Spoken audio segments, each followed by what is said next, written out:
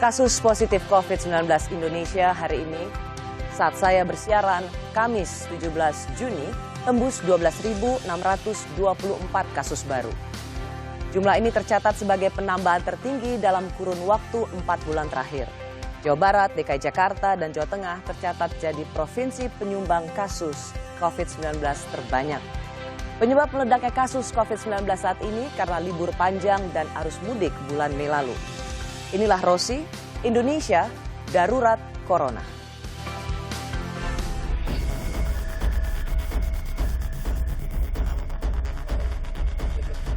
Jakarta memasuki fase yang amat genting.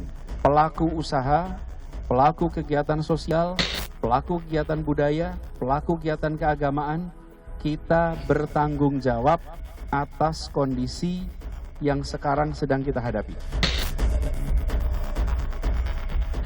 Kondisi COVID sekarang memang betul-betul kalau saya katakan mengerikan. Ketersediaan tempat tidur itu sebanyak 151 tempat tidur. Saat ini bornya sudah 100%. Cuma saya butuh dukungan masyarakat. Kalau masyarakat tidak mendukung, ini nanti kucing-kucingan terus. Ingat, varian baru sudah masuk di Kudus. Catat itu, sudah masuk di Kudus. BNPB atau Satgas Covid Nasional akan melakukan penebalan untuk petugas keamanan, petugas posko dalam penegakan PPKM Mikro, khususnya pada daerah-daerah yang mengalami lonjakan atau daerah dengan zonasi merah.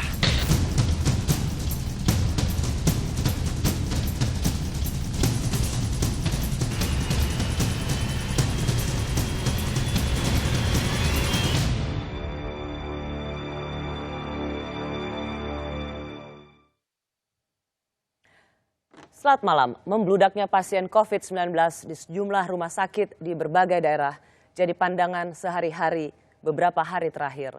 Mulai dari antrian pasien baru di Wisma Atlet Kemayoran, penuhnya ruang UGD di sejumlah rumah sakit di Kota Kudus, hingga lonjakan pasien di Kabupaten Bangkalan, Madura. Tingginya angka kasus di Bangkalan menjadikan daerah ini zona merah di Provinsi Jawa Timur. Dan malam ini, saya mengundang 3 pimpinan rumah sakit rujukan COVID-19 yang mengalami lonjakan pasien, yaitu Wisma Atlet, Kota Kudus, dan Kota Bangkalan. Sudah ada Maijen TNI Dr. Tugas Ratmono, selaku Koordinator Rumah Sakit Darurat COVID Wisma Atlet Kemayoran, Jakarta. Lalu ada Direktur RSUD Lukmono Hadi, Kudus, Dr. Abdul Aziz Ahyar. Dan juga saya mengundang Wakil Direktur RSUD Syarifah Ambami Rato Ebu, Bangkalan, Dr. Farhat Surya Ningrat. Selamat malam Bapak-Bapak dokter. Selamat malam, Rosi. Selamat malam Dokter Tugas, selamat malam Dr. Aziz dan Dr. Farhat. Saya akan mulai dulu dengan Mbak Rosi. dari Jakarta. Dari situasi terkini di DKI Jakarta, Gubernur Anies Baswedan pada hari Minggu 13 Juni lalu mengumumkan Provinsi DKI Jakarta kini berada di fase genting yang dapat menyulitkan pelayanan kesehatan bila pasien baru COVID terus bertambah. Saya putarkan kembali pernyataan Gubernur DKI Jakarta. Kita menghadapi gelombang baru peningkatan kasus COVID setelah musim libur Lebaran bulan lalu. Jakarta memasuki fase yang amat genting. Bila kita tidak melakukan tindakan, maka kita berpotensi menghadapi kesulitan karena fasilitas kesehatan mungkin akan menghadapi jumlah yang tak terkendali. Kita tidak akan kompromi terhadap pelanggar-pelanggar yang mengambil sikap tidak bertanggung jawab di masa pandemi ini.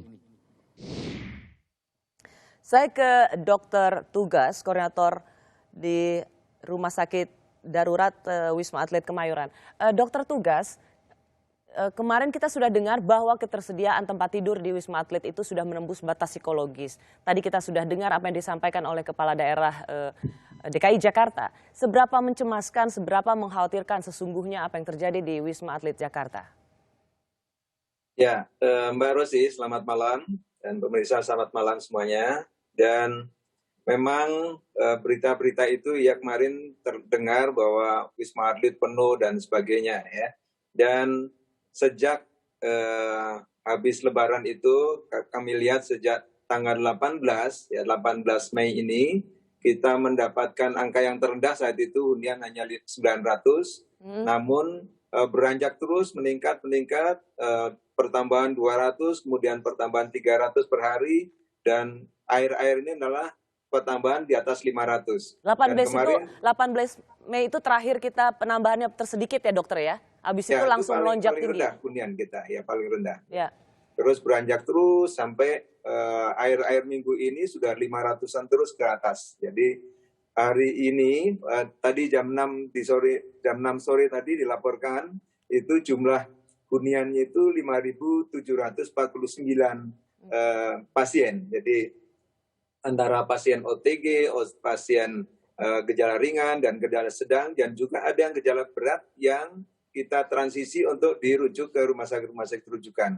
Dan hunian ini kita sudah mencapai huniannya 77,75% saat ini.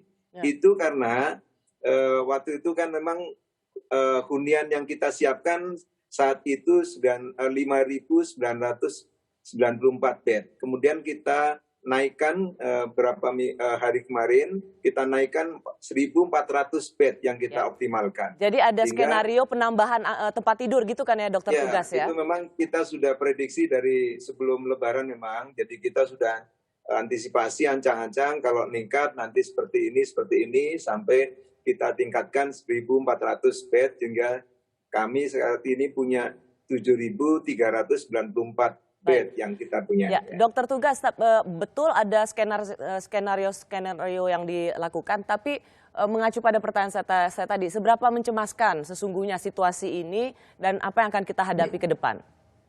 Yang mencemaskan sebenarnya pertambahan yang saya kira ini cukup cepat dan banyak. Ya, sangat banyak karena 500 ya. Biasanya kita waktu habis Lebaran pertambahan di bawah 100 ya. Kemudian ya kemarin ini yang sangat ramai itu memang masuk sehari itu 625 orang. Jadi memang itu luar biasa. Tiap hari tambah terus ya pertambahannya ya dokter? Ya, jadi terakhir kemarin 590 orang ya hari kemarin yang laporan tadi pagi. Dokter tugas. Ini yang menjadi pertanyaan dari sekian begitu banyak pasien yang datang ke Rumah Sakit Wisma Atlet dimulai dari 18 Mei, Prof. Wiku sudah mengatakan ini ada kaitannya dengan libur panjang bulan Mei lalu, mudik begitu. Pertanyaannya adalah apakah bisa teridentifikasi mereka yang datang atau menjadi pasien di Rumah Sakit Atlet ini adalah klaster mudik, klaster keluarga, klaster tempat kerja atau perkantoran? Ya, yang pertama kita lihat memang dari sebelumnya juga bahwa klaster keluarga prosentasenya lebih tinggi di hunian Wisma Atlet ini. Yang kedua, klaster yang mungkin ini keluarga juga, tapi di sana menyebutkan bahwa ini dari ibu rumah tangga juga gitu. Jadi mungkin masuk keluarga. Yang kedua, klaster dari perkantoran memang cukup tinggi di sana. Jadi saya kira ini keluarga ini mungkin karena apakah ini ada yang harus balik mudik, kemudian juga ini berkunjung dan lain sebagainya. Ini yang menjadi saya kira perhatian kita semuanya. Jadi ada pergerakan mobilitas, kemudian memungkinkan sekali risiko tinggi untuk penularan di situ. Ya. Jadi bisa ada dari waktu mudik, bisa ada keluarga, bisa juga ada dari tempat kerja atau perkantoran. Dan dari hasil pemeriksaan pasien di Wisma Atlet, apa yang membuat begitu cepat penularannya? Apakah ini juga sama yang seperti di beberapa daerah, misalnya dengan varian baru, varian Delta dari India misalnya, yang ada di Wisma Atlet, dokter tugas? Di Wisma Atlet memang beberapa ini kan sampel kita kirimkan ke Balitbank, memang belum ada info saja ini. Tapi kami melihat dengan percepatan yang begitu tinggi saya kira, ini di Jakarta juga sudah ada varian Delta dan lainnya barangkali memungkinkan sekali ini dari varian yang memungkinkan untuk percepatan penularan yang tinggi. Ya. Kebetulan barangkali di masyarakat belum sepenuhnya melakukan suatu pencegahan disiplin protokol kesehatan. Saya kira ini yang perlu perhatian untuk kita semuanya. Meskipun hasilnya belum didapat, tapi Anda menduga bahwa ini sudah terjadi, bahwa varian Delta juga sudah masuk dan itu yang menyebabkan membludaknya pasien di Wisma Atlet Jakarta. Ya, saya kira gitu, karena kita lihat kalau kita lihat di hasil PCR-nya di sana sebagian besar PCR itu di bawah 25. Ini jadi sesuai dengan kriteria kalau ada PCR dari CT-nya ya, CT PCR-nya itu kurang dari 25, ini dicurigai ada suatu kemungkinan ada varian. Jadi ini saya kira menjadi dasar yang kita harus perhatikan betul. Baik, Dokter Tugas, saya akan kembali ke Anda, tapi izinkan saya untuk beralih dulu ke Kota Kudus, karena Kota Kudus menjadi tempat awal munculnya virus corona varian Delta dari India. Sementara Kabupaten Bangkalan kini menjadi kawasan zona merah di Provinsi Jawa Timur. Saya kembali saat lagi.